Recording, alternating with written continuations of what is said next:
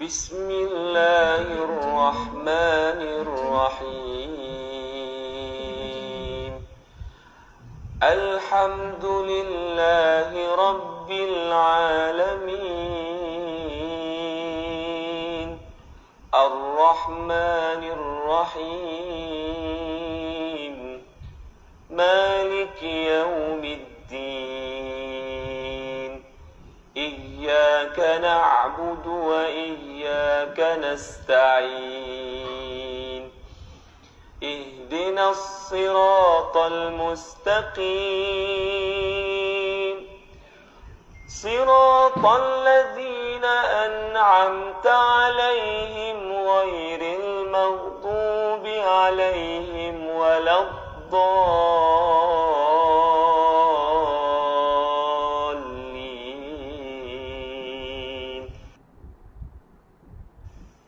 بسم الله الرحمن الرحيم. الحمد لله الذي أنزل على عبده الكتاب ولم يجعل له عوجا، قيما لينذر بأسا شديدا من لدنه ويبشر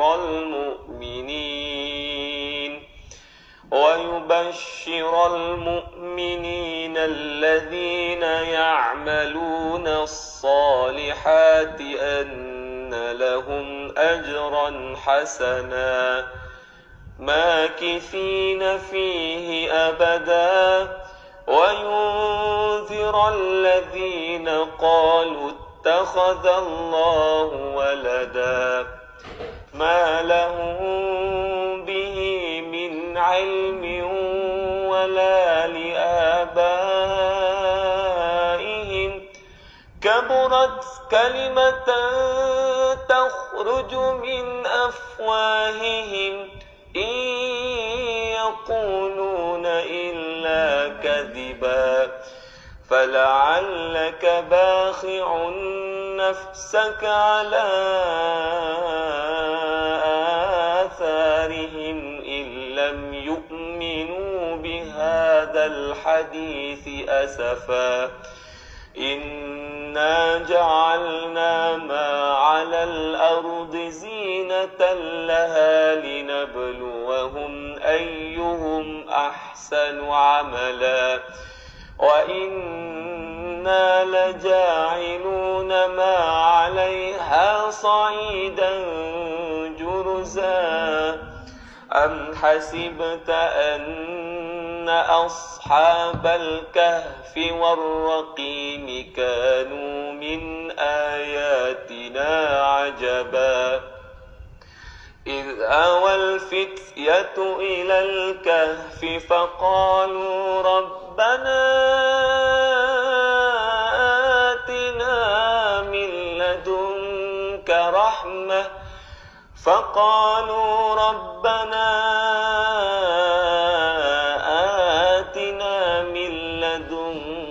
رحمة وهيئ لنا من أمرنا رشدا. وعرضنا جهنم يومئذ للكافرين عرضا، الذين كانت أعينهم في غطاء عن ذكري وكانوا لا يستطيعون سمعا. أفحسب الذين كفروا أن يتخذوا عبادي من دوني أولياء، إنا أعتدنا جهنم للكافرين نزلا. قل هل ننبئكم بالأخسرين أعمالا، الذين ضل سعيهم في الحياة الدنيا وهم يحسبون أنهم يحسنون صنعا أولئك الذين كفروا بآيات ربهم ولقائه فحبطت أعمالهم فلا نقيم لهم يوم القيامة وزنا ذلك جزاؤهم جهنم بما كفروا واتخذوا آياتي ورسلي هزوا إن الذين آمنوا وعملوا الصالحات كانت لهم جنات الفردوس نزلا خالدين فيها لا يبغون عنها حولا قل لو كان البحر مدادا لكلمات ربي لنفد البحر قبل أن تنفد كلمات ربي ولو جئنا بمثله مددا قل إنما أنا بشر مثلكم يوحى إلي أنما إلهكم إله واحد فمن كان يرجو لقاء ربه فليعمل عملا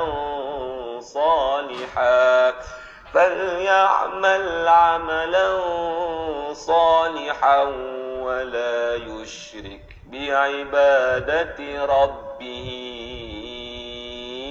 أحدا صدق الله العظيم.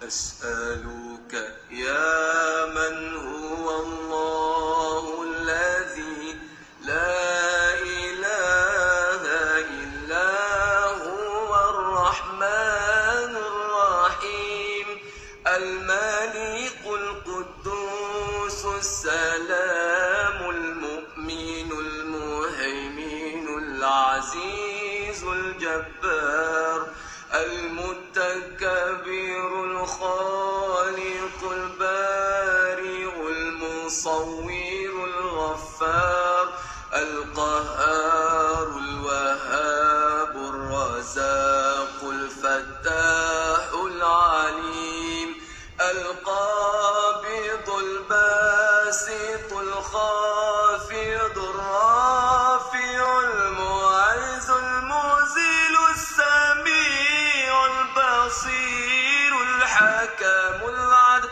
اللطيف الخبير العليم العظيم الغفور الشكور العلي الكبير الحفيظ المقيم الحسيب الجليل الكريم.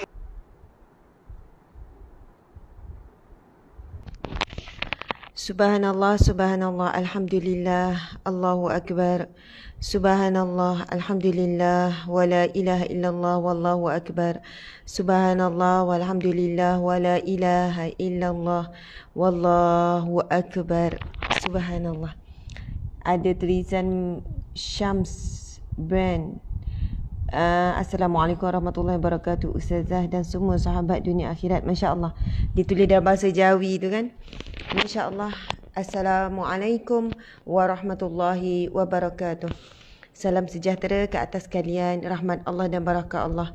Wa maghfiratuhu wa ridwanuh. Pengampunan Allah dan juga redha Allah. Amin ya rabbal alamin. Subhanallah. Alhamdulillah, muslimin muslimat yang saya hormati, yang saya kasihi, yang dimuliakan Allah Subhanahu Wa Taala. Apa khabar semua?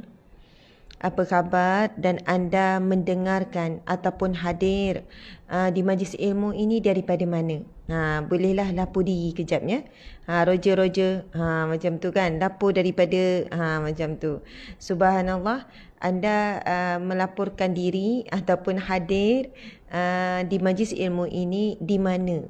Itu kan satu keajaiban lah. Masa kita kecil kita tak terfikir satu hari walaupun berada di tempat yang berbeza tapi umpama sama. Mungkin beza berapa saat saja.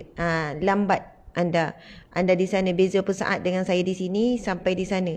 Wallahualam, ataupun betul-betul serentak. Inilah teknologi yang Allah kurniakan kepada manusia akhir zaman.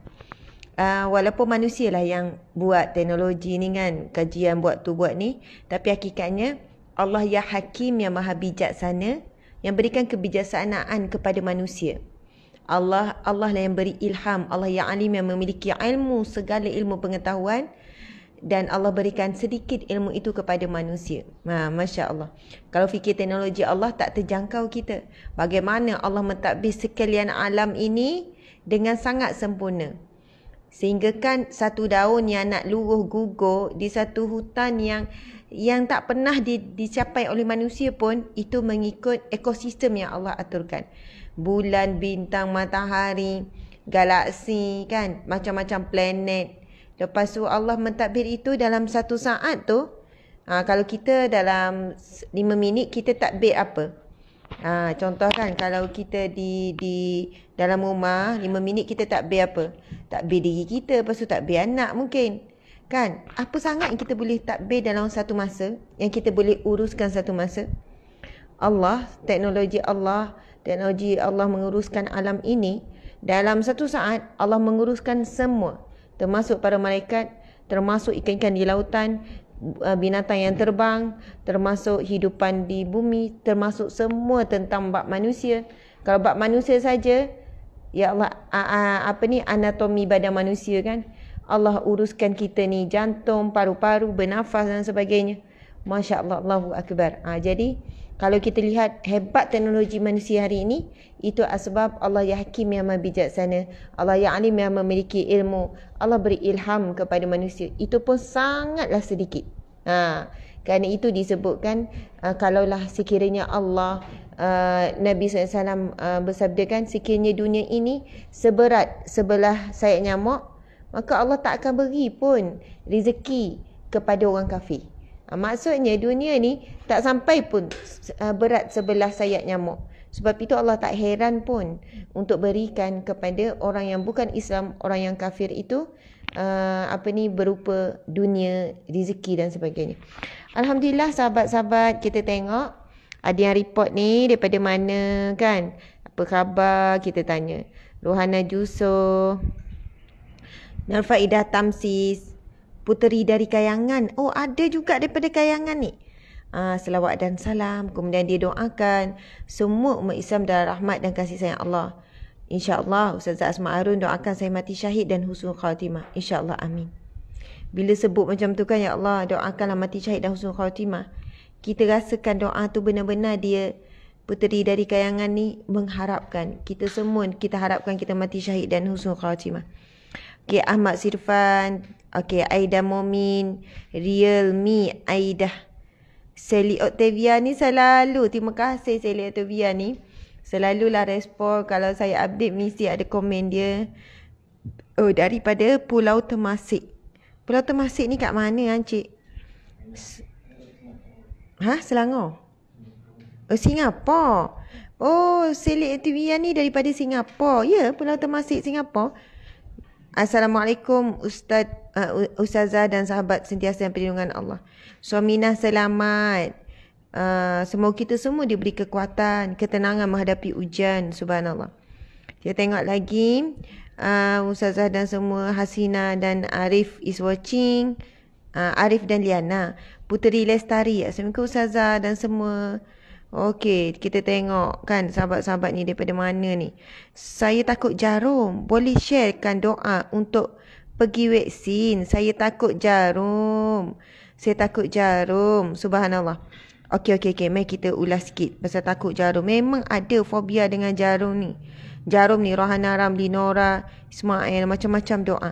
Saya kan tuan-puan sekalian, habis kuliah, saya akan rehatkan atas katil. Lepas tu saya tengok balik komen-komen. Jadi yang tuan-puan tulis tu, panjang ke pendek, saya baca. Cuma kadang sempat tak sempat je nak like. Jadi kalaupun saya tak baca, ada sahabat lain yang baca. Kalaupun tak ada orang baca, Allah membaca. Bukan Allah membaca, maksudnya Allah menyaksikan, Allah melihat apa yang kita buat. Sebab tuan-puan sekalian, masa live ni kan, terutamanya di FB, ada yang bagi star. Walaupun manusia tak tahu, siapa tak tahu. Dan kami pun tak tersempat nak ucap terima kasih pun kepada yang bagi star. Sebab setiap star tu ada nilai ringgitnya. Masya Allah, itu adalah infak untuk kami teruskan kerja-kerja dakwah, kerja amal. Lepas tu, tetapi Allah ya syahid yang maha menyaksikan. Allah ya alim yang maha mengetahui. Allah ya hasib yang maha menghisap. Allah ya basir maha melihat. Sahabat-sahabat, apa pun yang anda buat, anda hadir itu pun dah satu saksi dah. Dah satu bukti dah bahawasanya kita menuntut ilmu, kita menyayangi agama ini, kita nak perbaiki diri.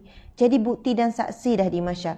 Pada waktu sekian, pada hari sekian, pada tarikh sekian, kita berada di mana. Ini akan jadi saksi pertemuan kita walaupun di alam maya. Lepas tu ada yang like, ada yang share. Kemudian ada yang dia malu semua. Nak like malu, nak share malu. Sebab ada orang dia malu nak share macam ilmu. Dia rasa macam nanti orang kata macam bagus sangat. Saya menghargai semua rasa tu. Jadi ada yang tinggalkan komen. Sebenarnya tinggalkan komen sama ada di IG ataupun di FB, ia membantu engagement. Ia membantu engagement sebab bila anda tinggalkan komen, nanti ada kawan-kawan anda boleh notification komen yang anda tinggalkan tu. Kadang mereka hadir tu, dia orang tak terlepas pandang, tak naik notification kuliah. Tapi dia naik notification komen tuan-puan sekalian. Sebab itu, apa yang anda buat, like ke, bagi love kan, bagi love, bagi star, bagi semua tu, tuan-puan sekalian, ataupun di IG, kadang-kadang rasa macam tu. Betul, dia kata hihi, kadang rasa macam tu. Ada yang ngaku rasa malu kan, malu. Ya, kita faham, ada orang baru nak hijrah ataupun rasa malulah nak share. Ada orang tak pernah share apa-apa pun.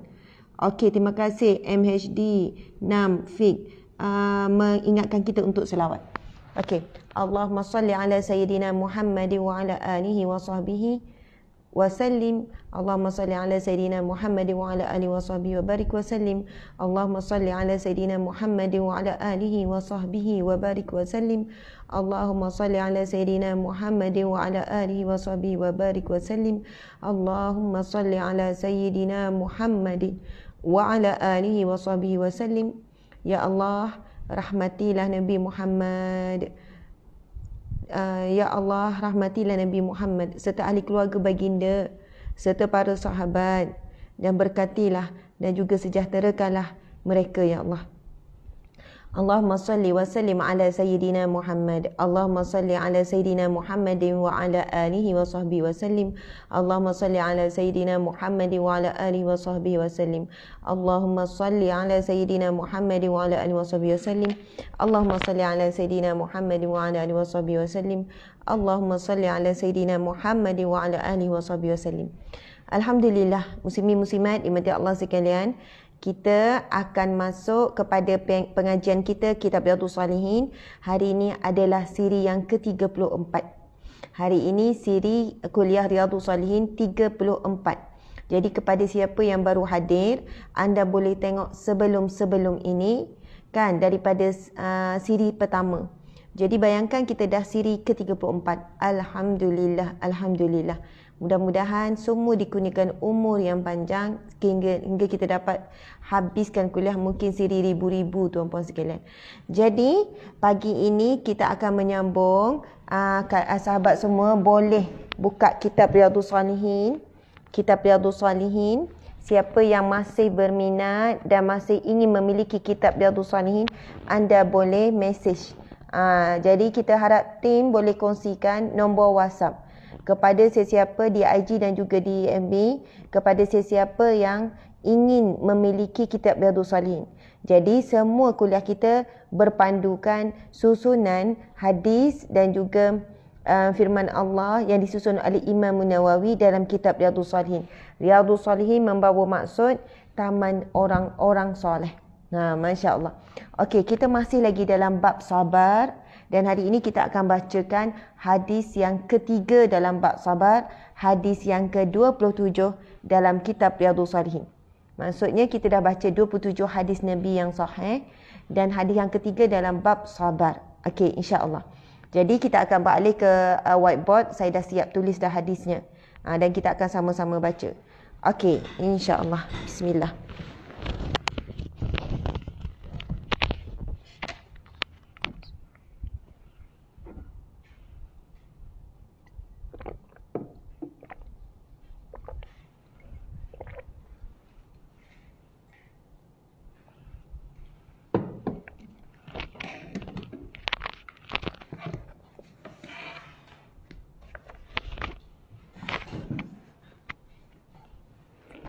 Okey. Subhanallah. Okey, dah lama kan saya tak panggil anak murid. Saya tak boleh nak panggil anak murid yang jauh, jadi saya kena panggil anak murid yang dekat. Saya kena panggil anak murid yang dekat yang boleh bagi feedback sikit kuliah kita ni. Kan kita dah berlangsung 34 minggu ni, jadi kita nak dengar sikit apa mungkin bukan daripada perkongsian semalam yang sebelum ni, apa yang anda dapat daripada sesi pengajian kitab Riyadhus Shalihin yang kita dah langsungkan hampir 2 bulan lah. Tak, maksudnya sebenarnya kita dah buat lebih dah 2 bulan kan. Kita tolak Sabtu Ahad, maksudnya dah siri yang ke-34. Dijemput, ramai ni, mana satu ni nak pilih? Ramai sangat, angkat tangan. Seorang je anak murid kat sini yang setia kan. Okay, kita jemput kepada Encik Tengku Fazli binti Ku Yahya merangkap suami yang tercinta. Gitu. Okey. Boleh Masya Allah. Saya kena tinggikan sikit sebab Encik kurang rendah. Encik kurang rendah. Mungkin Encik boleh share apa-apa ya.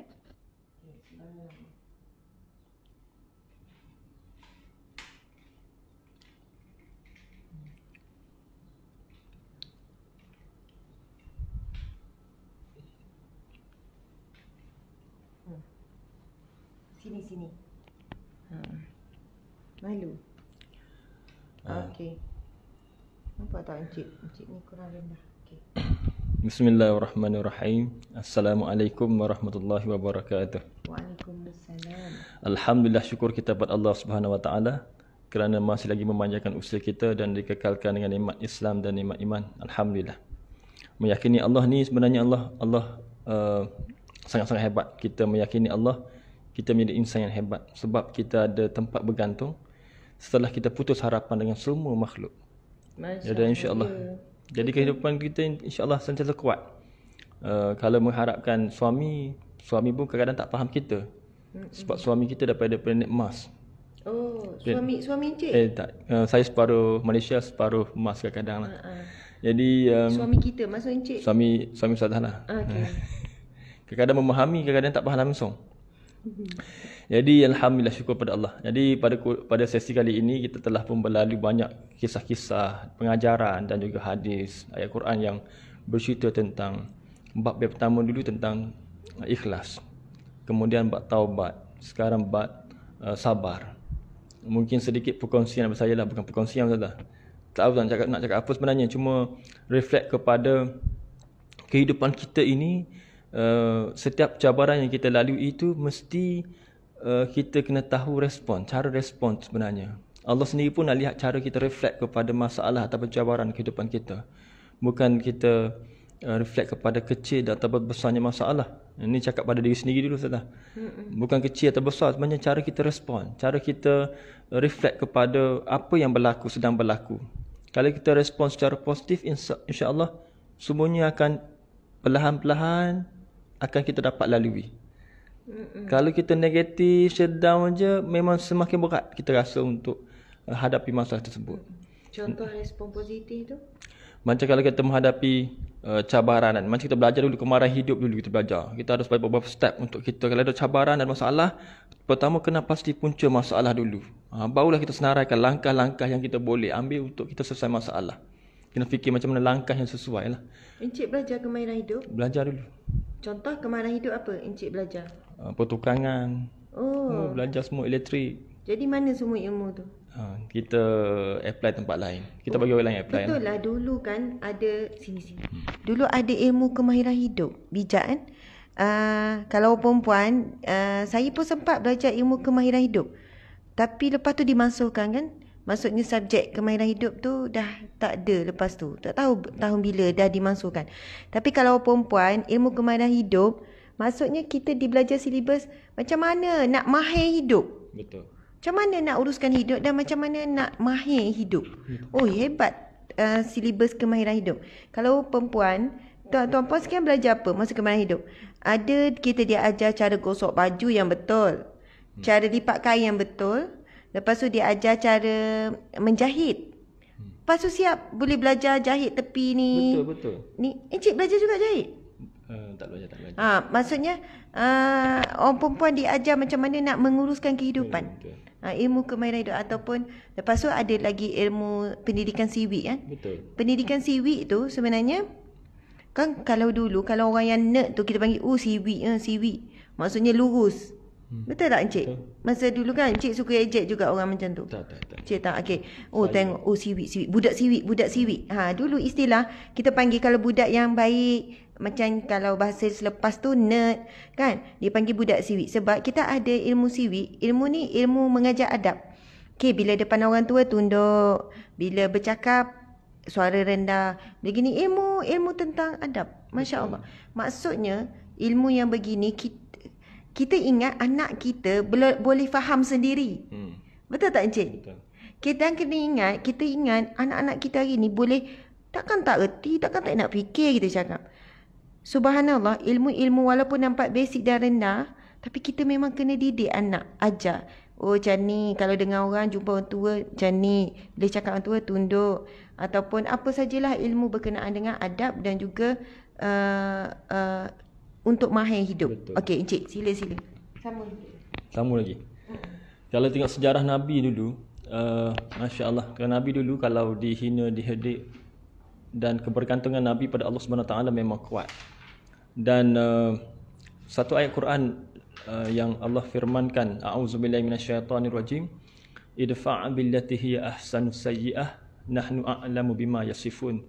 Maksudnya jauhi, elakkanlah apa jua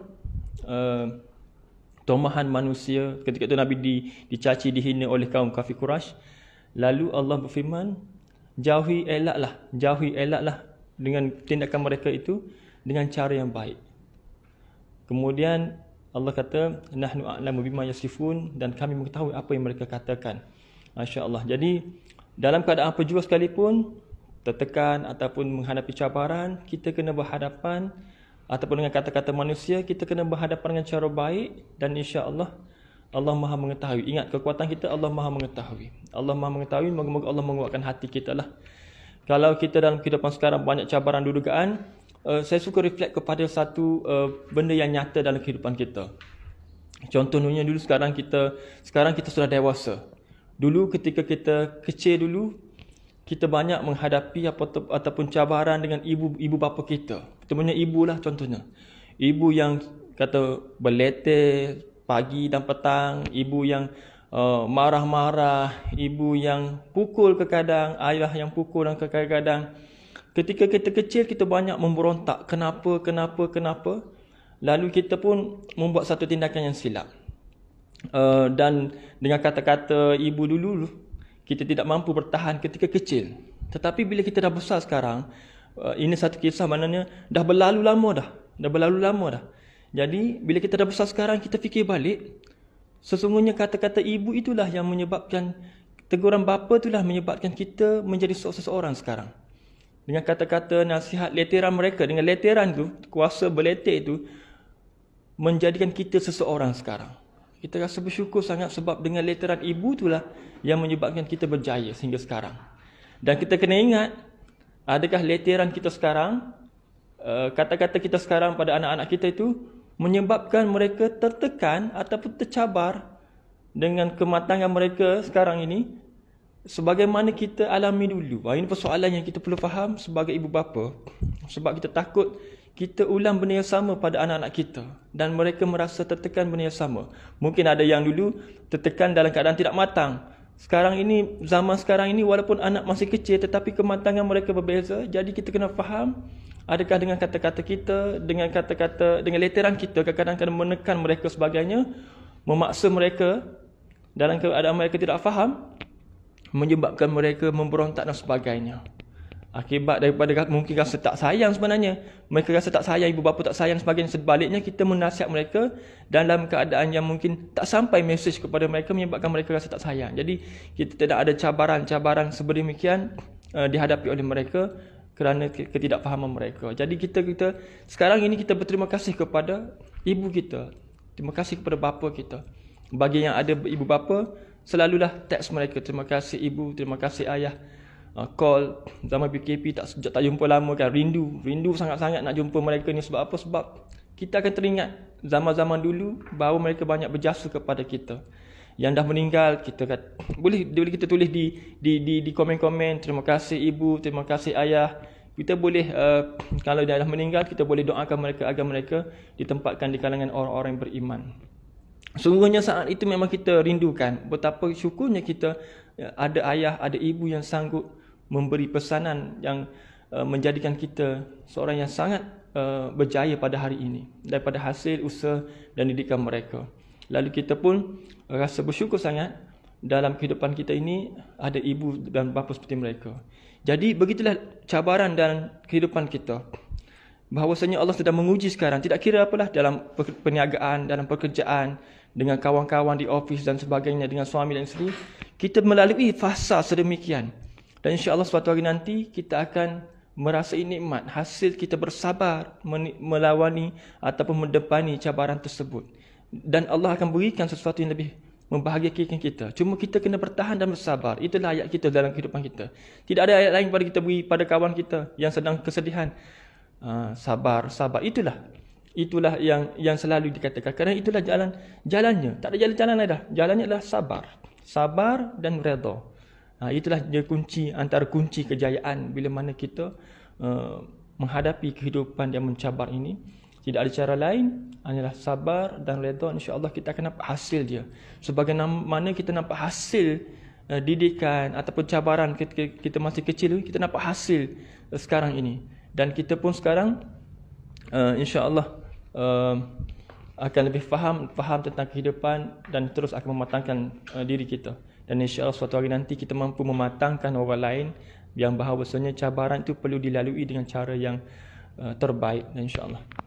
Subhanallah, terima kasih Al-Fadhil Ustaz Tengku Fazli, Encik Tengku Fazli binti Tengku Yahya. Masya Allah, mudah-mudahan Encik terus kuat. Sebenarnya suami saya sedang mengumpul sabar ni menghadapi ujian dan cabaran dan juga menghadapi peralihan daripada suami saya baru melepaskan jawatan sebenarnya.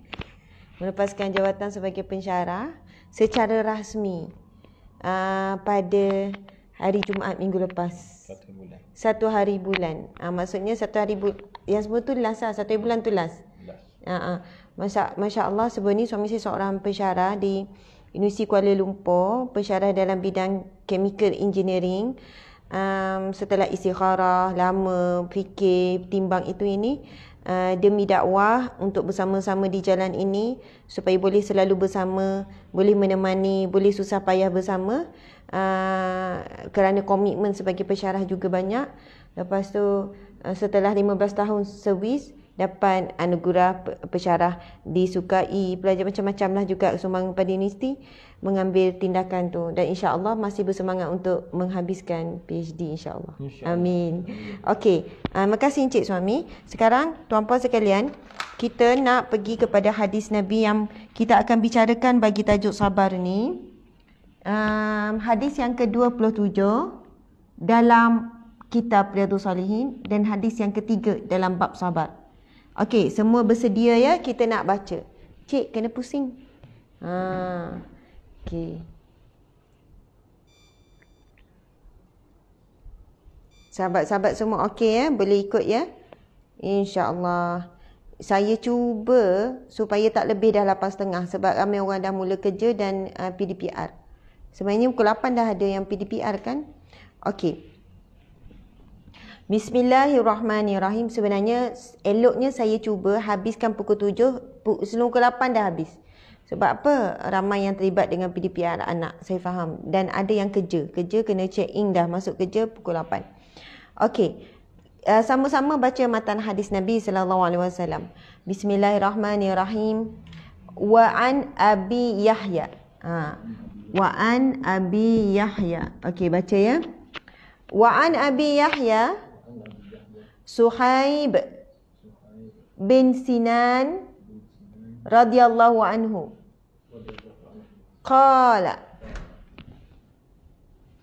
Qala Rasulullah sallallahu alaihi wasallam ajaban li amril mu'mini. Memang ada tanda ni tau, ada tanda seru. Bukan tanda seru encik. Tanda seruan maksudnya ada tanda yang terkejut ataupun mengagumkan. Indahnya tanda seruan maksudnya nak bagi tahu betapa, nak menggambarkan betapa indahnya. Okey. Inna amruhu kullahu lahu khairun wa laisa zalika. Encik tak dengar suara. Wa laisa zalika li ahadin illa lil mu'mini in asabathu sarra'u syakara fakana khairan lahu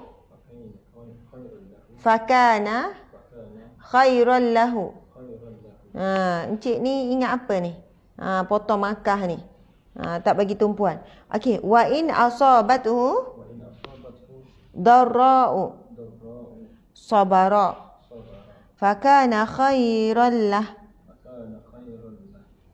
Rawahu Muslim. Maksud rawahu Muslim?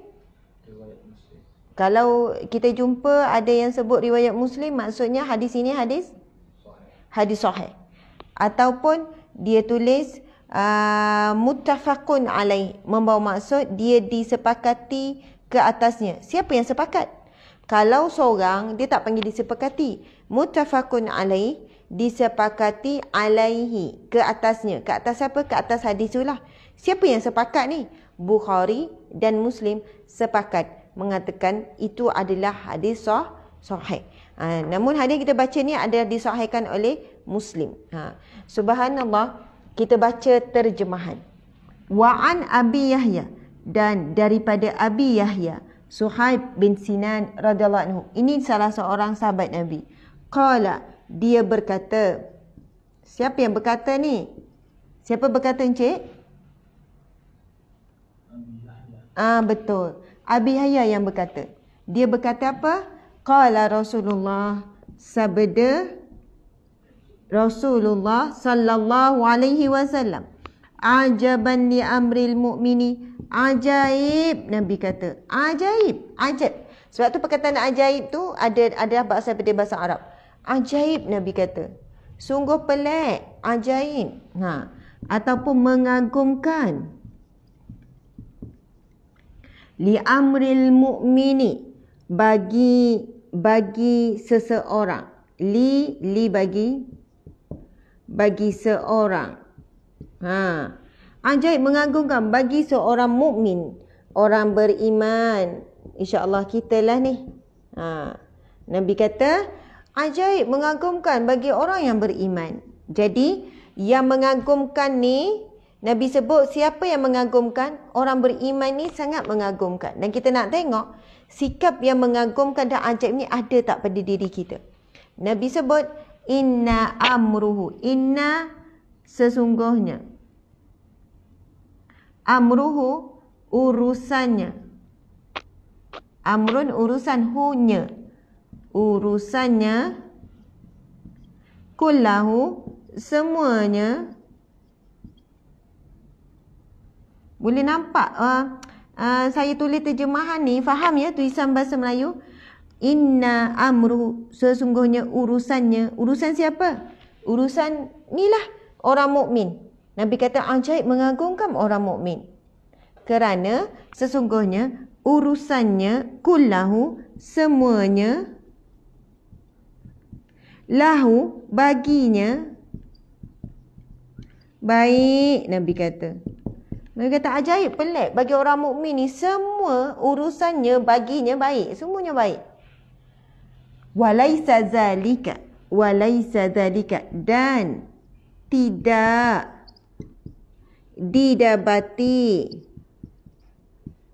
begitu li ahadin, bagi seseorang. Faham ya?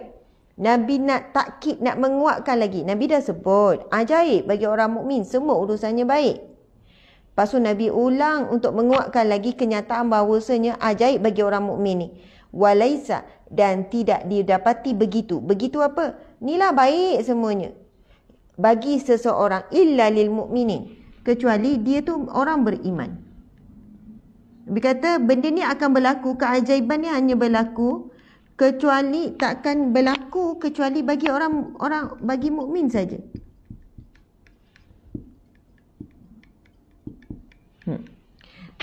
Kemudian ayat seterusnya Nabi jelaskan kepada kita apakah ciri yang ajaib itu. In asabathu sarra, Nabi kata apabila asabathu, menimpanya, menimpanya, ataupun apabila, kalau kita tengok terjemahan ni, sesungguhnya cuma keadaan baik, tidak ada siapa pun dekat, jika dia ditimpa, memperoleh sesuatu yang menggembirakan dia. Apabila menimpanya menuju kepada siapa? Kepada orang mukmin lah. Apabila menimpanya kegembiraan, sarra ni gembira, boleh jugalah bahagia, ataupun kita sebut nikmat. Apabila menimpanya sesuatu kegembiraan, sesuatu yang dia bahagia, syakara, lalu dia bersyukur.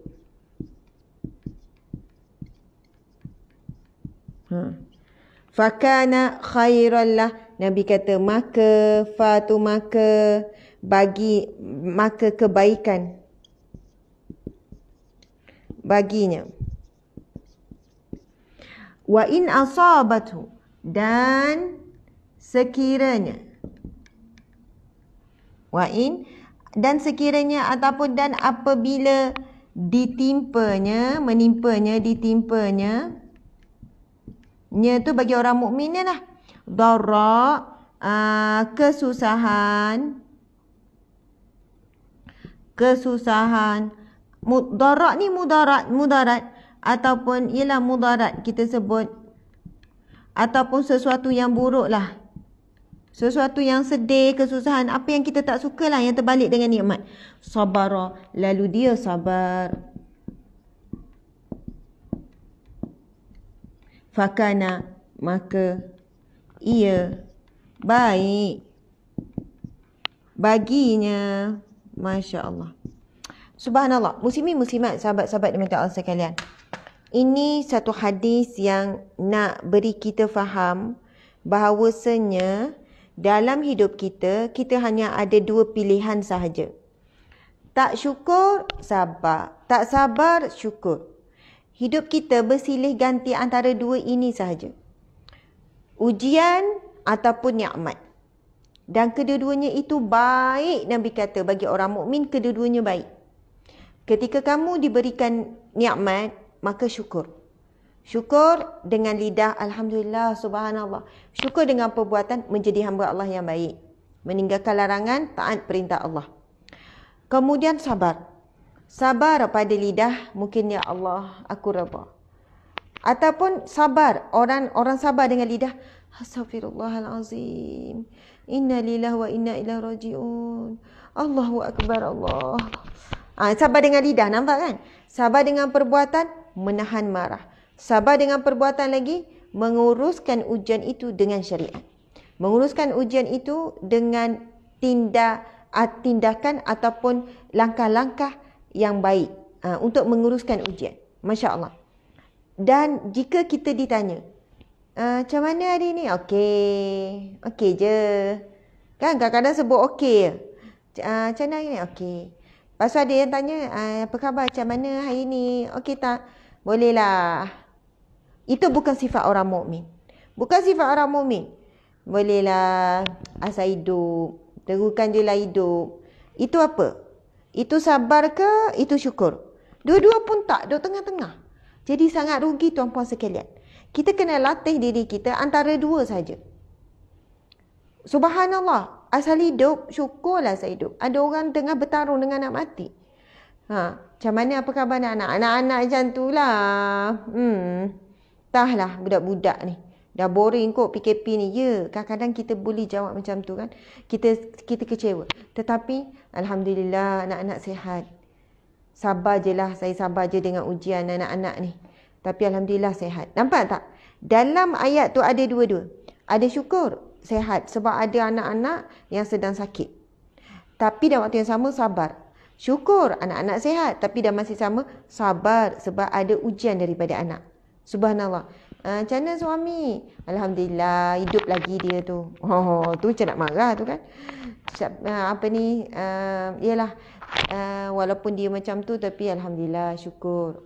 Jadi ada sabar, ada syukur. Tuan-tuan sekalian, mari kita tengok kat whiteboard ni pula. Okey. Saya pernah tulis kan, kita semua ada impian hidup. Kita semua ada impian hidup.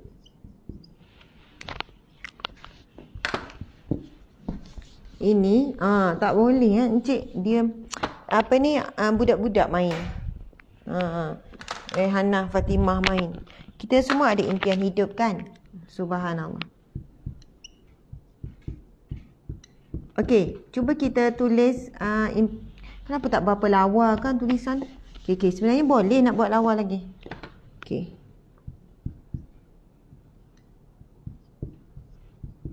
Okey. Impian hidup. Kan? Okey, cuba tulis impian hidup kita. Nak suami baik. Soleh. Lagi? Nak anak. Okey, kalau nak anak soleh lah. Lepas tu nak rumah. Nak rumah apa? Rumah banglo. Contoh je ni saya tulis ya. Rumah banglo. Lepas tu ada yard. Lepas tu ada apa lagi? Nak ada kolam. Tak apa, tak ada masalah kalau kita nak ada impian macam ni, tak ada masalah. Kita nak kereta apa? Kereta impian kita Kanch. Kan? Kanch apa tu? Kancil. Ataupun Merc. Ikutlah apa-apa kita impian. Lagi encik? Encik nak apa lagi? Nak isteri? Oh, cepat jawab. Tak. Takut. Masya Allah. Okey. Tak apalah bagi lelaki kan nak isteri soleha. Ini bukan untuk encik lah ni. Untuk orang lain. Okay? Lagi apa lagi encik? Impian apa lagi? Nak pergi Mekah. Masya Allah. Mekah Madinah. Lagi? Nak hafal. Nak hafal Quran. Lagi? Encik cuba encik sebut impian encik ke dah encik tak ada impian? Dah tercapai semua? Okey. Ya, kita nak apa? Husnul khatimah. Ada yang nak bebas hutang. Ada tak yang tulis, yang bantu? Bebas hutang. Ada yang nak TM6. Dia kata nak TM6. Lagi? Oh, ya. Angkat COVID. Ya. Allah angkat COVID ni. Saya semalam kan baca luahan-luahan suami isteri, terutamanya wanita lah yang menulis berkenaan dengan ujian dan cabaran bila berpisah jauh dengan pasangan PJJ ni. Kan pasangan jarak jauh ni. Perhubungan jarak jauh ni kan. Subhanallah. Ada yang saya sedengar saya baca tu, dia tak jumpa suami dah hampir 2 tahun. Sebab PJJ tak boleh balik apa semua. Dan dia jumpa saat suami dia jadi arwah. Suami dia meninggal baru dapat balik. Baru dapat jumpa. Tapi yang satu dah arwah, dah tak jumpa hampir 2 tahun. Allahu Akbar. Dengan anak-anak apa semua. Satu ujian yang sangat berat. Masya Allah. Dan banyak lagi kisah yang meruntun jiwa berkenaan dengan sampai ada yang mental sebab tekanan ni tak jumpa ahli keluarga dalam tempoh yang lama. Sebenarnya kan orang tua pun sekarang ni ramai yang dah tekanan jiwa dan mental. Tak jumpa anak dah tempoh yang lama. Orang tua lagi lah kan dah tak ada kekuatan sangat dah nak menghadapi cabaran-cabaran ujian tu. Tapi setengah orang tua lagi kuat. Tapi kerinduan pada cucu, kerinduan pada anak. Jadi kesunyian dan kesepian warga emas ini bahaya. Mereka tak meluahkan. Kalau orang muda sekarang ni sunyi sepi, dia boleh gantikan dengan hiburan. Tengok TikTok lah. Bukan saya kata itu dicadangkan. Nak kata orang muda hari ni lah. Gindu-gindu ni. Lepas tu tengok drama, tengok movie. Tapi orang tua di kampung, mereka tak ada. Mereka tak isi kesunyian itu dengan hiburan seperti itu. Kadang-kadang menyebabkan kemurungan, depression di kalangan warga emas. Jadi tolong ibu ayah kita tu yang jauh tu, pastikan mereka selalu monitor mereka. Okey. Sahabat-sahabat sekian. Ya, impian hidup kita macam-macam kalau kita nak senaraikan. Kalau kita dapatlah suami baik, syukur. Tak dapat, sabar. Betul tak tuan-puan sekalian? Itulah semuanya berkisar syukur sabar. Syukur sabar. Dapat, maksudnya antara dua. Sabar, syukur. Sebab pada suami baik tu pun ada waktunya memang kena sabar. Ada waktunya syukur. Pada anak pun kena ada dua. Tak dapat anak sampai sekarang, sabar. Dapat anak, syukur. Dalam syukur tu pun akan diuji juga. Sama juga rumah. Ada rumah banglo kolam. Okey, alhamdulillah syukur dapat. Akhirnya dapat. Tapi kena gak sabar. Ada orang fitnah itu, ada orang cemburu, ada orang datang mengata, rumah besar ke dabak, tak ingat nak mati ke? Maksudnya dalam satu perkara yang Allah bagi, mesti ada keduanya. Ada syukur dan ada sabar. Sabar daripada menunjuk-nunjuk, kejap-kejap nak tunjuk, kejap-kejap nak ambil gambar. Sabar dalam menguruskan masalah hati, masalah jiwa yang datangnya daripada nikmat Allah. Nak kereta, okey, memang nak MERS tapi dapat kanch dulu. Sabar, kan? Bila dah dapat MERS, syukur. Tapi kena sabar juga menguruskan perasaan bangga, riak, takabur, ujub. Tapi ada orang tak rasa apa-apa sebab dia dah biasa dengan nikmat tersebut. Isteri solehah tapi dapat isteri yang sebaliknya, sabar. Kemudian insya-Allah Allah bagi isteri itu berubah jadi solehah, syukur. Jadi semua benda ni, kita nak COVID ni diangkat tapi tetap masih lagi Allah takdirkan ni. Jadi kita masih lagi pada peringkat sabar. Tapi dalam COVID macam ni pun ada banyak benda yang kita boleh syukuri. Betul kan? Kerana pandemik ni, alhamdulillah hikmahnya sekian. Sebab itu dalam satu perkara kan Nabi sebut, bagi orang mukmin semuanya baik baginya. Bila dapat nikmat dia syukur. Bila dia dapat ujian dia sabar. Dan Nabi kata kedua-duanya itu baik bagi orang mukmin. Kecuali orang yang tak beriman lah, tuan-puan sekalian. Kalau orang tak beriman, yang buruk tu dia nampak buruk. Yang baik nampak baik, yang buruk nampak buruk. Tapi Nabi kata bagi orang beriman kedua-duanya baik. Buruk ke, baik ke, keduanya baik kerana ia datang daripada Allah yang Maha Baik dan Allah memberikan keduanya kepada kita dengan kebijaksanaannya. Okey, saya nak padam, saya nak sahabat-sahabat kita ada satu dimensi yang suami saya sebut juga tadi. Encik suami ada sebut. Kan? Malam tadi kan kita tajuk bunuh diri. Kenapa manusia boleh bunuh diri? Banyak faktor. Cuma saya nak sebutkan ia ada kaitan dengan sistem keimanan, sistem kepercayaan manusia. Masya Allah. Kita telah diatur oleh Allah. Islam satu agama yang mengatur penganutnya. Kitalah penganut, kita Muslim kan, orang Islam. Ada satu sistem kepercayaan.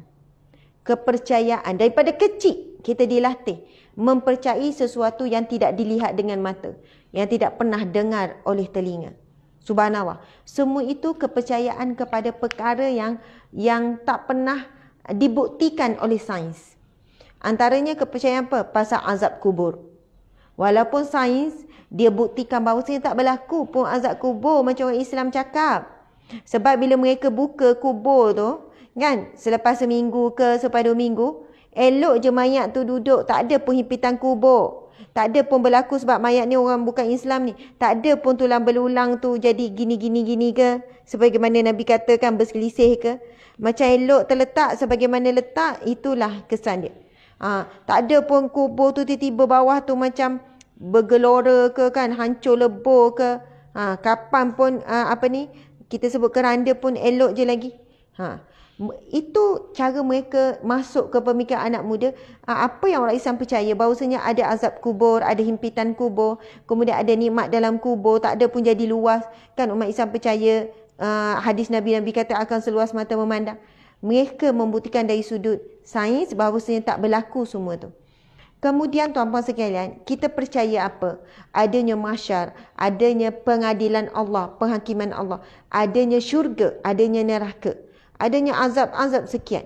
Tuan-puan sekalian, saya nak tanya tuan-puan sekalian, sampai hari ini ada tak sesiapa yang datang dan membuktikan? Ada tak orang yang dah mati hidup semula cakap, aku nak cakap ni, aku lebih peluang satu minit je, dan aku nak cakap betul azab kubur tu betul. Lepas tu dia pun mati balik. Tak ada tuan-puan sekalian. Ada tak orang mukmin yang rohnya telah berada di langit kan, bersama dengan orang soleh? Betul. Memang kehidupan di alam barzah ni indah bagi orang beriman. Sebab apa? Gini. Tak ada tuan-puan sekalian. Tapi kenapa kita percaya? Kenapa kita boleh percaya bulat-bulat tanpa kita pertikaikan? Kerana sistem kepercayaan ini telah ditanam sejak daripada kecil. Ditanam sejak daripada kecil. Dan itu adalah satu kurniaan nikmat yang Allah beri. Subhanallah. Saya sendiri dalam proses contohnya meyakinkan anak kan. Contohnya nak diorang istiqamah berkenaan dengan baca ayatul kursi selepas solat.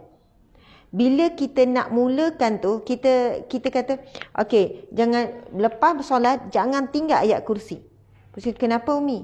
Sebab Nabi bersabda, ini hadis yang sahih ya, Nabi bersabda, barang siapa yang setelah solatnya lalu membaca ayatul kursiyun. Ayat kursi, Allahu la ilaha illa huwal hayyul qayyum la ta'khudhuhu sinatun wa la naum sampai akhir. Lalu dia membaca ayatul kursiyun, Nabi kata, tidak ada apa-apa yang boleh menghalangnya dengan syurga melainkan maut. Maksudnya dia tak masuk syurga lagi, dia tak berpindah ke alam yang nikmat umpama syurga tu. Kan alam barzah belum syurga tapi diberi nikmat dah. Nikmat-nikmat syurga tu dah ada beri dah sikit. Selesa duduk dalam tu. Nanti rumah dalam syurga lebih sejuk, lebih nyaman, lebih damai, lebih indah daripada rumah di dunia ni. Nabi kata subhanallah, tidak ada yang menghalangnya antara dia dengan syurga kecuali maut. Sebab dia masih hidup je. Kalau dia mati, masuk syurga dia. Subhanallah, siapa? Orang yang setiap kali lepas solat, dia baca ayat kursi. Jadi, bila kita terangkan pada anak, tak ada anak yang pertikaikan. Ya ke Umi? Betul ke? Dah ada ke yang cakap? Ada tak yang dah mati yang amal ayat kursi cakap? Bangun balik cakap? Tak ada pertikaian tu daripada anak-anak. Bila dia orang dengar, dia orang, okey. Lepas tu saya jelaskan pada anak lagi kan, saya kata, pasal syurga ni kena berjuang masing-masing. Umi bantu anak-anak supaya anak-anak faham benda ni dan amalkan. Tetapi kalau tak beramal tak dapat. Sebab Umi tak boleh tolong Atikah, Sarah, Luqman, Imran, Sofwan. Tak boleh tolong untuk tarik masuk syurga. Pasal syurga ni kena beramal sendiri, berjuang sendiri. Perjuangan Umi adalah supaya anak faham bagaimana nak berjuang. Subhanallah. Tak ada pertikaian. Tuan-puan, kalau kita ajar budak-budak masa kita kecil-kecil dulu, bila kita dengar ustaz cerita pasal alam ghaib, pasal azab api neraka, kita pun takut. Pasal syurga, kita pun senyum. Pasal benda-benda yang pelik yang berlaku dalam ajaran agama kita. Contoh, kita diceritakan tentang Nabi Musa AS dengan tongkat ni boleh belah laut. Pernah tak kita pertikaikan daripada kecil? Macam tak logik lah cerita ustaz ni. Mana boleh laut nak dibelah dua? Sampai hari ni pun tak ada teknologi pun manusia boleh belah laut. Sebab macam mana pun dia buat alat gini, air akan daripada bawah, dia akan naik juga. Biar betul. Tak ada yang pertikaikan. Orang Islam lah maksudnya daripada kecil. Bila dengar cerita Nabi belah bulan. Kan? Tak ada yang pertikaikan. Tak logik lah belah bulan. Mana boleh manusia belah bulan? Tapi kita percaya cerita tu. Kan pasal Nabi Nuh kan. Pasal itu, pasal benda pelik-pelik. Semua ajaib. Benda yang tak logik dengan akal fikiran. Itu yang saya sebutkan tuan-puan sekalian. Allah memang pilih kita untuk ada sistem kepercayaan daripada kecil. Sebab itu nikmat yang paling besar adalah nikmat iman, iaitu percaya. Nikmat yakin dengan Allah. Sebab itu kalau kita ada nikmat ini, syukuri nikmat ni pun tak tersyukur dah kita ni. Sebab apa? Dalam waktu yang sama, ramai orang yang tidak percaya. Yang mengatakan orang Islam ni gila. Gila lah orang Islam ni. Dia boleh percaya Nabi dia belah bulan. Kan Nabi buat dengan jari, lepas tu bulan terbelah, bulan tangkuk balik. Tapi bila saintis, bila satelit dah boleh pergi tengok keliling bulan, mereka pun akhirnya mengakui memang benar bulan pernah terbelah dua. Kerana ada skar tu. Ada parut keliling bulan dan membuktikan bahawa benar bulan satu ketika dulu pernah terbelah dua, kemudian bertangkuk kembali. Pasal Laut Merah terbelah dua. Akhirnya mereka jumpa ekologi mereka buat kajian. Memang ada kesan-kesan dulu laut ini pernah terbelah dua. Semualah benda-benda tu kan. Subhanallah apa sekian. Kalau dulu mereka kata, dan sampai sekarang mereka kata orang Islam ni pelik, orang Islam ni gila, orang Islam ni percaya adanya kehidupan semula. Kehidupan gini. Lepas tu ada balasan ni. Sebab itu tuan-puan sekalian, sistem kepercayaan inilah yang kita kena tanam kepada anak-anak daripada kecil. InsyaAllah, ujian apa pun datang, cabaran apa pun datang, musibah apa pun datang, mereka takkan bunuh diri. Mereka takkan bunuh diri. Sebab kita berikan kepada mereka kefahaman bahawasanya kalau kamu tertekan ada orang fitnah, tak apa, doa dengan Allah. Kamu dapat pahala, kamu akan dapat nikmat dan Allah akan berikan balasan kepada orang tersebut dengan adil. Tak apa, kita tak balas pun tak apa, kita doa. Kadang-kadang orang macam ni kita kata Allah balas dunia lagi. Kan? Tapi kita memilih apa? Tak apa, saya tak nak dendam dengan dia walaupun dia buat jahat pada saya. Saya nak maafkan dia. Semoga Allah ampuni dia. Allah Akbar. Itu level lebih tinggi lah. Membalas kejahatan dengan kebaikan. Dengan mendoakan kebaikan dan harap dia berubah. Sebab bila orang yang buat jahat pada kita berubah, kita dapat kebaikan. Pertama, first kita dah dapat pahala. Kedua, kalau dia berubah sebab doa kita, subhanallah, pahala berterusan kita dapat. Dia hijrah, dia berubah, dia taubat. Asal daripada doa orang yang dizalimi. Bukankah doa orang yang dizalimi itu doa yang makbul? Itu hadis Nabi yang sahih. Antara doa-doa yang dimakbulkan adalah doa yang dizalimi. Tengah kita dizalimi oleh manusia, kita berdoa masa tu. Berdoa dan doa itu doa yang makbul. Akhirnya orang tu berubah. Dia akan minta maaf dengan kita. Dia mungkin akan bersihkan nama kita.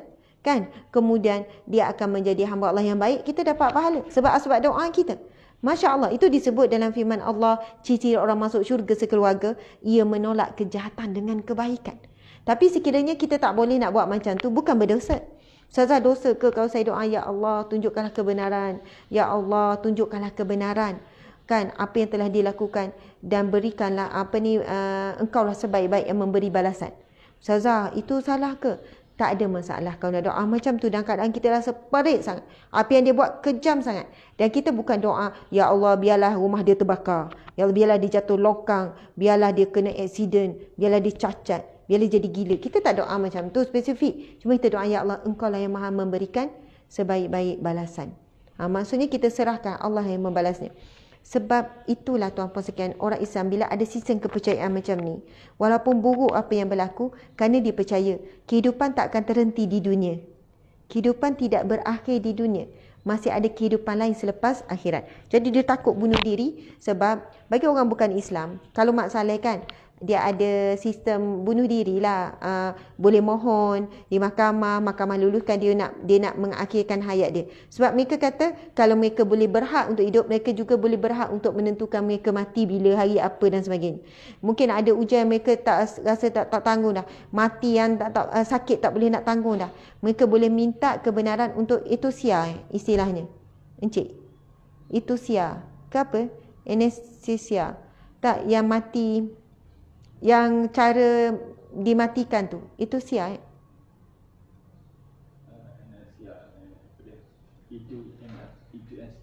Macam itulah. Ini banyak negara yang bukan Islam membenarkan permohonan untuk dimatikan. Mereka seolahnya mereka buat kajian, mati cara macam tu tak ada sakit, zero sakit. Mungkin dia dah cancer stage apa, dia kata dia tak boleh nak go through dah dengan apa? Dengan kemo, dengan itu ni, dia kata saya dah bersetuju dan ahli keluarga semua dah bersetuju untuk, dan doktor kata sebab sakit awak ni memang dah tak ada harapan untuk hidup. Dan kalau awak hidup pun mungkin dah tempoh 6 bulan tapi sangat terseksa. Jadi dia buat permohonan untuk dimatikan. Jadi dia ada masukkan cecair, yang dikatakan cecair tu memang tak akan beri, dia akan mati dalam keadaan tenang. Macam itulah. Jadi bagi negara bukan Islam, dia ada kaedah tu. Tapi orang Islam tidak sekali-kali membenarkan. Sebab apa? Kita masih ada, walaupun tak ada harapan hidup di dunia, tapi kita ada harapan hidup yang baik selepas mati. Jadi orang Islam pula, bila dengar doktor kata 6 bulan lagi, alhamdulillah saya masih ada ruang lagi untuk bertaubat. Saya ada masih peluang lagi untuk memperbanyakkan amal soleh. Kurang-kurangnya kematian saya dah diberitahu, ada peluang untuk buat persiapan. Nampak tak? Yang membezakan apa? Sakit, sama-sama sakit. Stres, sama-sama stres. Tapi bezanya bila ada sisi kepercayaan, ada kehidupan selepas mati. Jadi, orang Islam, kalaupun stres macam bunuh diri, takut. Sebab apa? Kita tahu kehidupan tidak berakhir dengan di dunia. Lepas mati, ada alam barzah.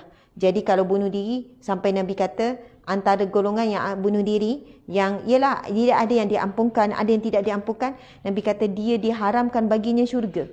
Maksudnya kekal di neraka. Na'udzubillah. Jadi sebab kalau fikir hidup tu, stres hidup tu, memang fikir nak mati je. Tetapi bila fikir betapa beratnya dosa, azab bagi bunuh diri, jadi takut, tak berani. Lebih berani hadapi hidup dengan ujian. Lebih berani hadapi ujian hidup berbanding menghadapi kesan daripada bunuh diri.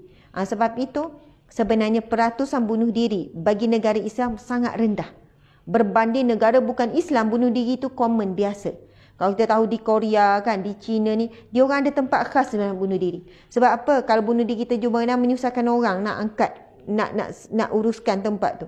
Jadi mereka dah ramai sangat orang-orang yang memutuskan untuk mati. Jadi mereka sediakan ada gaun yang khas.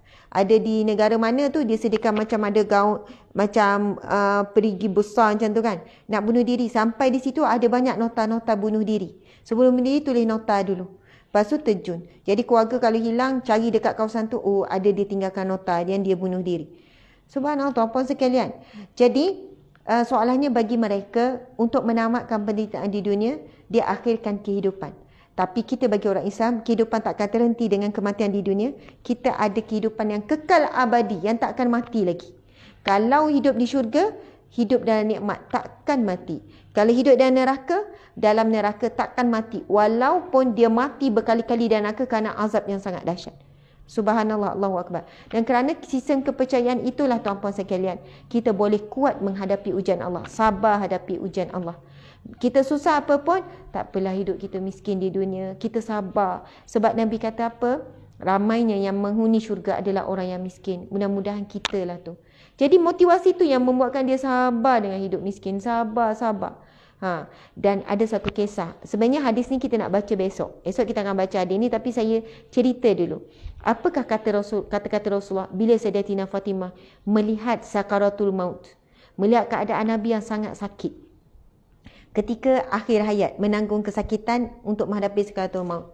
Subhanallah. Sehingga Sayyidatina Fatimah sebut kepada Nabi, wahai ayahandaku, kan, betapa deritanya kamu, betapa beratnya ujianmu, betapa sakitnya kamu.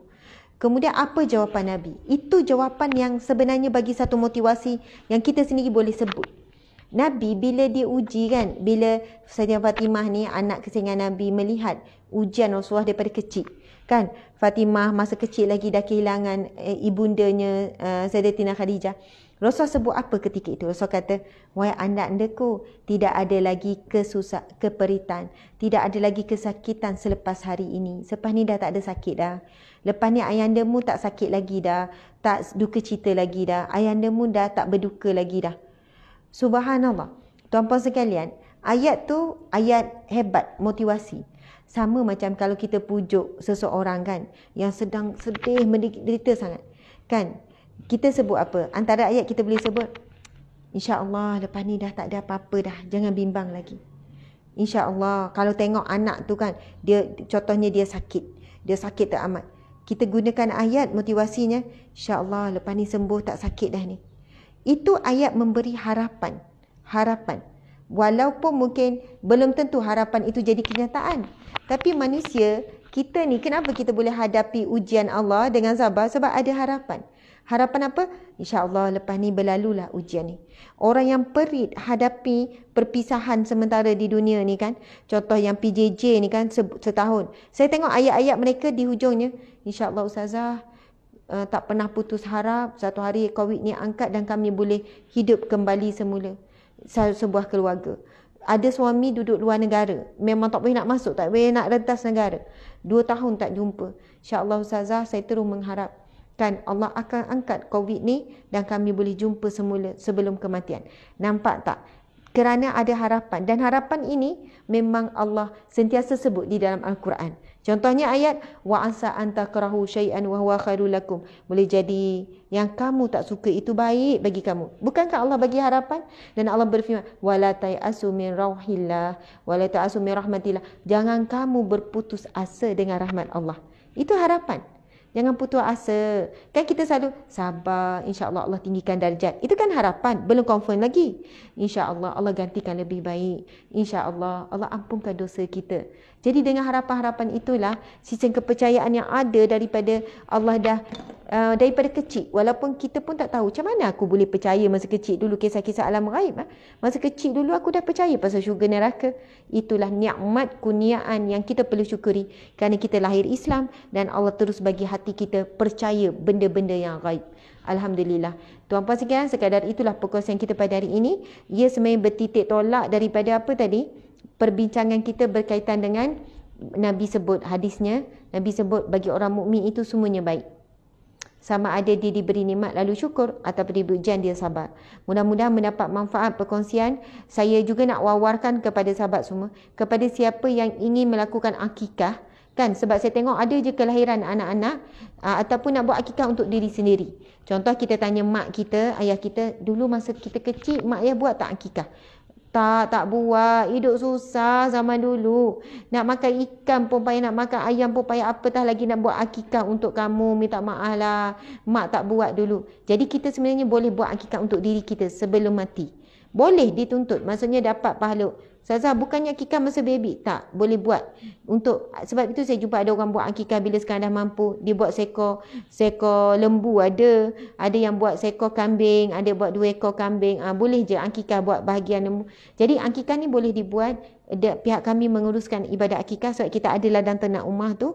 Sebenarnya beroperasi bab sembelih sumber daging tu kita operasi sepanjang tahun. Akikah dibuat sepanjang tahun juga. Alhamdulillah, terima kasih. Mohon maaf salah dan silap. Sehingga berjumpa pagi besok dalam kuliah Riyadhus Shalihin siri ke-35 pagi besok. Sekian. Wabillahi taufiq wal hidayah. Assalamualaikum warahmatullahi wabarakatuh. Astaghfirullahalazim wa atubu ilaih. Kita tangguhkan dengan tasbih kafarah dan surah Al-Asr. Bismillahirrahmanirrahim. Subhanakallahumma wa bihamdika asyhadu an la ilaha illa anta astaghfiruka wa atubu ilaih. Bismillahirrahmanirrahim. Wal 'asr innal insana lafi khusr illa alladhina amanu wa 'amilus solihat wa tawasaw bil haqqi wa tawasaw bis sabr. Sadaqallahul azim. Okey, insya-Allah pada malam ini kita akan bersama untung bisnes dunia dan akhirat. Tapi dianjurkan oleh Mama Dil pukul 9 hingga 10 malam. Untung bisnes dunia dan akhirat. Mama Dil ni kan produk macam-macam. Saya pun ada juga ambil produk Mama Dil ni. Tajuk dia untung bisnes dunia dan akhirat. Jadi kita biar orang Islam bila bisnes mesti fikir pasal untung dunia dan akhirat. InsyaAllah malam ini pukul 9.